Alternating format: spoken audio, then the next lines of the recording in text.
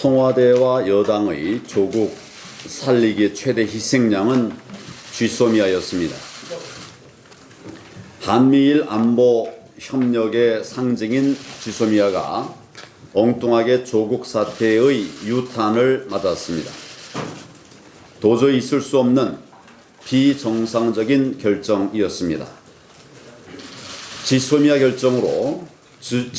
종료 결정으로 우리가 얼마나 많은 걸 잃었습니까? 한미일 삼각 안보 협력의 금이 갔습니다. 한일 관계 악화는 역사, 경제를 넘어서 안보까지 확산되었습니다. 우리가 스스로 안보를 다른 사안과 연계시켜서 결과적으로 한미동맹에도 악영향을 끼치게 되었습니다. 일본의 경제 보복에 대한 대응에 있어서도 큰 손해를 봤습니다. 일본의 경제 보복 당시만 해도 우리에게 우호적이었던 국제사회의 여론이 지소미아 종료로 싸늘해졌습니다. 외교, 안보, 경제 어느 면에서 보나 국익에 반한 결정이었다고 생각합니다. 지금 누구도 이해 못하는 비정상적인 결정에 따른 대가를 톡톡히 치르고 있습니다. 미국은 지소미아 종료를 철회하라고 압박하고 있습니다. 그러다 보니 큰 소리치던 정부가 언제 그랬냐는 듯 부랴부랴 미국의 중재를 요청하고 있는 것으로 보입니다. 일본의 손을 내미는 형국이 되었습니다.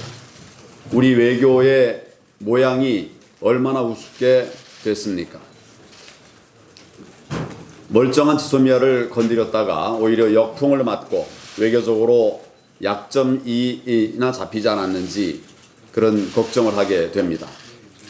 어제 한일 정상이 짧게나마 대화를 나눴습니다. 모양은 좀 그렇지만 그래도 만난 것은 다행한 일이라고 생각합니다. 지소미아 종료 철회가 국익을 위한 선택임은 명백합니다. 안보는 안보대로 또 경제는 경제대로 푸는 것이 정상입니다. 결자 해지 차원에서 대통령의 지소미아 종료 철회를 강력히 촉구합니다. 어제가 소상공인의 날이었습니다. 제가 그동안 현장을 다녀보면서 느낀 것은 소상공인들의 참 피 맺힌 절규였습니다. 경제가 어려워서 가뜩이나 장사가 안 되는 데다가 급격한 최저임금 인상의 직격탄을 맞아서 가족들을 총동원해서 하루하루 근근히 버티고 있는 상황입니다.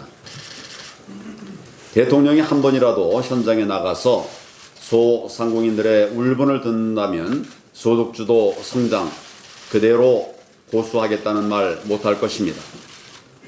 소상공인을 비롯한 자영업자들이 겪는 고통은 통계 수치로도 그대로 나타났습니다. 소상공인을 비롯한 자영업자 수가 2년째 감소했습니다. 특히 이 정부가 자영업 위기를 반박하려고 내세웠던 고용원 있는 자영업자 수, 그 숫자도 외환위기 이후 가장 큰 폭으로 감소했습니다. 일자리가 현저히 줄어들고 있다는 얘기입니다. 급격한 최저임금 인상 등 소득주도 성장의 폐해가 속속들이 수치로 입증되고 있는 것입니다. 수출, 소비, 투자, 고용 모든 면에서 실패로 드러났습니다. 저희 한국당이 경제 대안, 국민이 잘 살게 하는 경제 대안 민보론을 발표한 바가 있습니다. 이것을 받아들여서 경제 대전환에 나서는 것 외에는 길이 없다 생각을 합니다. 경제가 추락해서 국민들이 생존의 위기에 내몰리는데도 알량한 고집으로 실패한 정책을 고수한다면 국민들의 들불같은 저항을 불러올 것임을 경고합니다.